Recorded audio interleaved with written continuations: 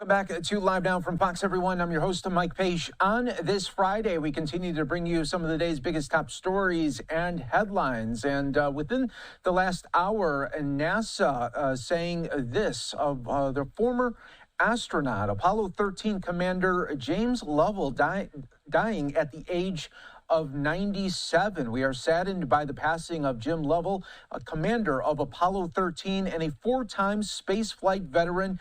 Lovell's life and work inspired millions. His courage under pressure helped forge our path to the moon and beyond, a journey that continues today. And of course, Apollo 13 would go on to come back successfully after not making their mission to the moon, but coming back and surviving as the crew of three.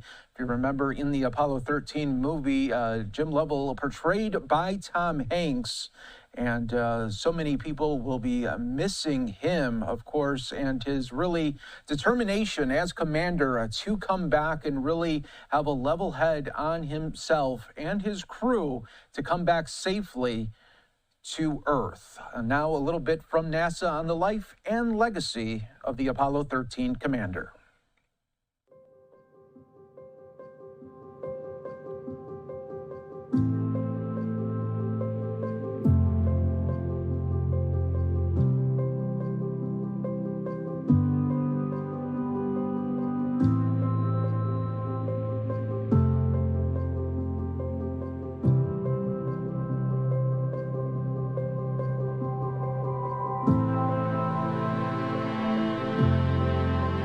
Spaceflight is so interesting. The rewards far overshadow the risks.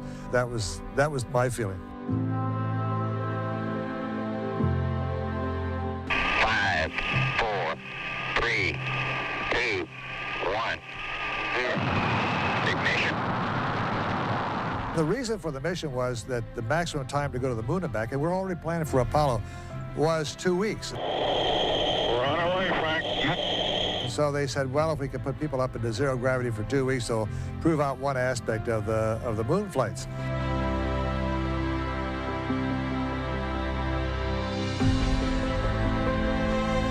When 12 rolled around, they said, let's devote a lot of time on 12 to find out how we can really work outside the spacecraft to make sure that everything would work. And of course, on 12, Buzz completed 3 spacewalks, about 5.5 hours, I guess.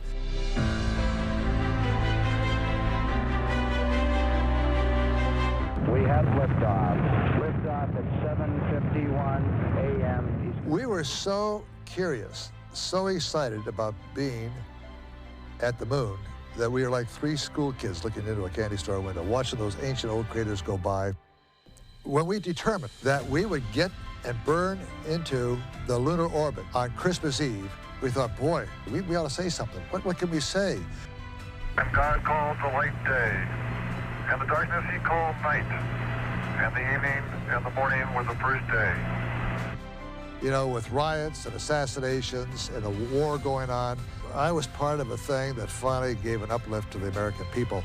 That's why I say Apollo 8 was really the high point of my space career.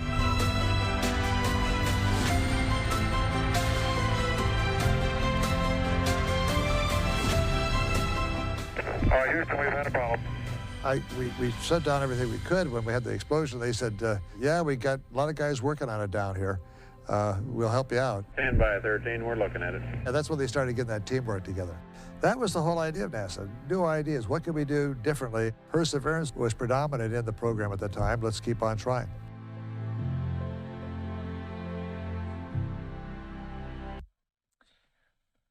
And Jim Lovell died Thursday in Lake Forest, Illinois. NASA said in a statement saying Jim's character and steadfast courage helped our nation reach the moon and turned a potential tragedy into a success from which we learned an enormous amount. We mourn his passing even as we celebrate his achievements.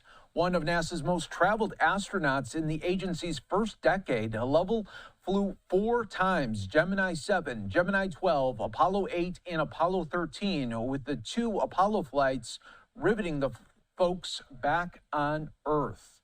In 1968, the Apollo 8 crew of Lovell, Frank Borman, and William Anders was the first to leave Earth's orbit and the first to fly to and circle the moon. They could not land, but they put the U.S. ahead of the Soviets in the space race. Letter writers told the crew that their stunning pale blue dot photo of Earth from the moon, a world first, and the crew's Christmas Eve reading from Genesis saved America from a tumultuous 1968. We will continue to honor and remember Jim Lovell. We'll take a 2-minute break, and we'll be back with more.